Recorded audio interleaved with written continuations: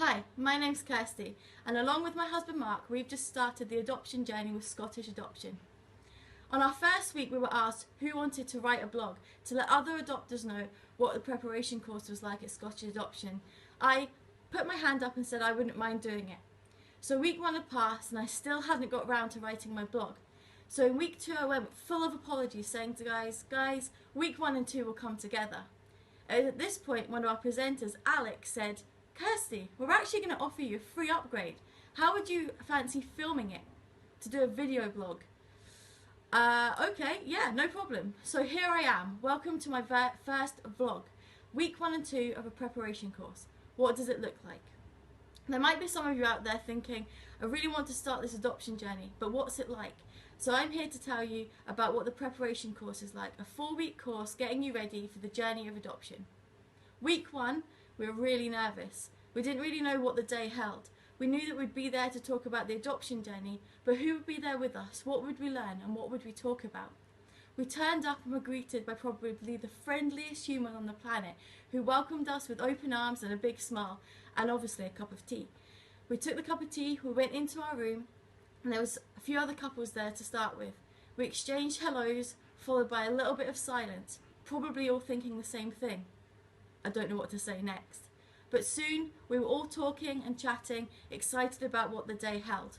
There's 7 couples on the course, all of whom come with their own journeys and their own stories, and so we were all excited to get started.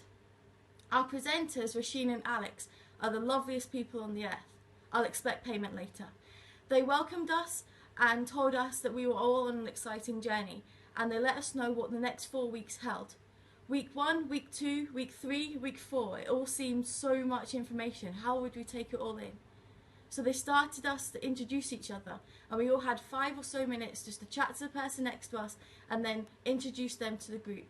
This is when I got to know a really lovely lady next to me. We exchanged our hearts where we just wanted to be real and honest through this process, and we were really excited about what the adoption journey held for us. We all shared our stories and talked about the different things and why we were there. It was really good and a really good way to relax us. Then it was on to the first activity, drawing. I'm not sure many of us in the room were artists, but it was so much fun to sit down on the floor with a giant piece of paper and some coloured pens.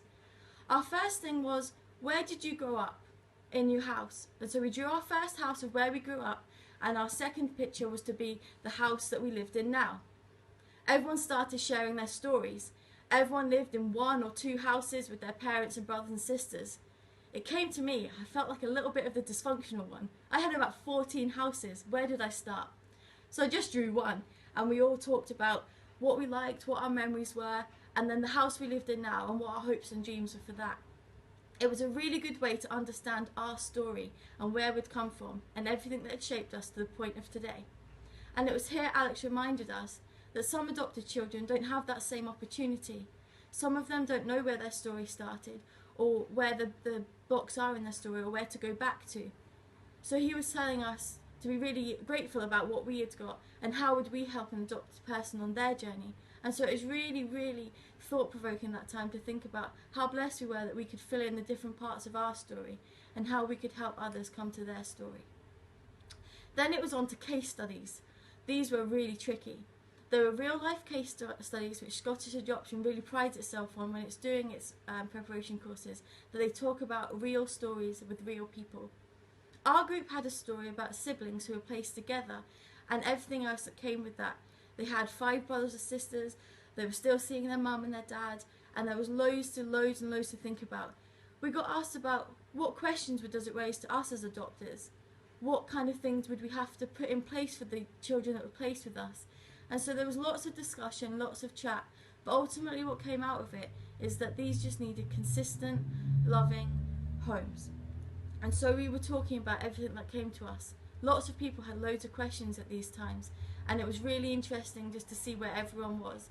Everyone was free to ask their own question, and Alex and Rasheen were excellent at answering our questions.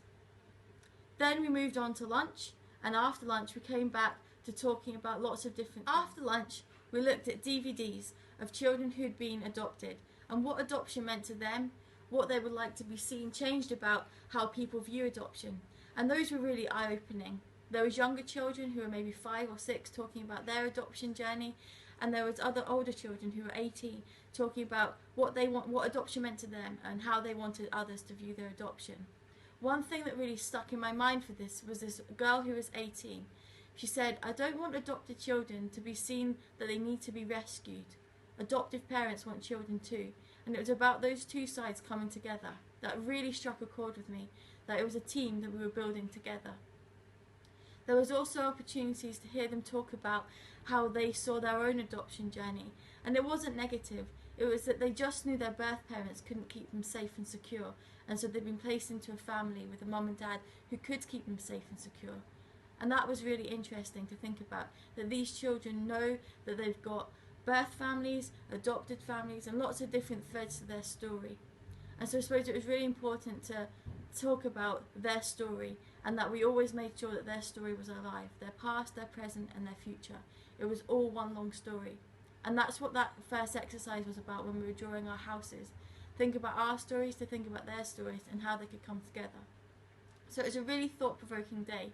It was a day that placed us at the beginning of our adoption journey, but also how blessed we were to be surrounded by people who were also on the same journey. A room full of strangers at the beginning, but now these people were going to become the support network that we needed to get through our first stages of adoption. And also to hear from real case studies about children who've been placed at Scottish Adoption and actually working together and building a secure network around them was what we could do. And hearing those children talk about their stories like it was just part of who they were, and that it wasn't something big or scary, that they just needed to be placed into another family. And so that was a really good way to start our adoption journey.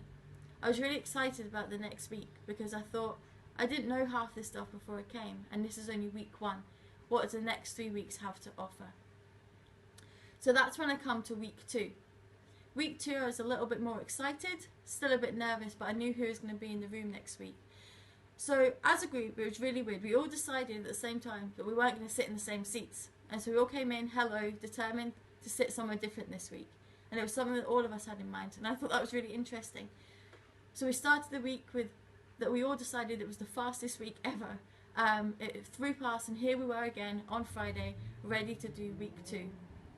Alex and Rasheen introduced this session, asked us if we had any questions arising from last week, and then we began week 2. It was really good to see everyone again, and Alex and Rasheen, as usual, with their calm, helpful and insightful selves. This week was going to be a little bit of a heavy week. This week we were mainly focusing on attachment theory, and we were looking at a little bit of contact and age and stages of development.